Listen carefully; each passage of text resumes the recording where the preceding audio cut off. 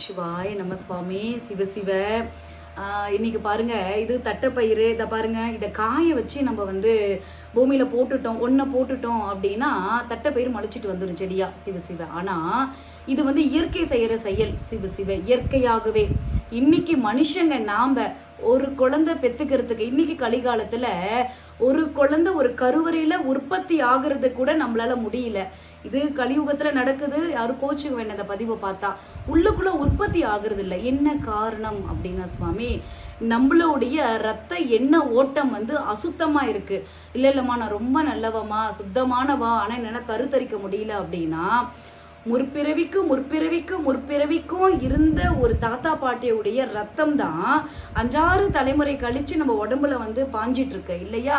அப்ப அங்க இருக்கக்கூடிய விதை தான், அந்த பாவம் தோஷம் தான் இந்த ஜெனரேஷன்ல நமக்கு குழந்தை கிடைக்காம நம்ம தவிச்சிட்டு இருக்கோம் சுவாமி. சிவ சிவ.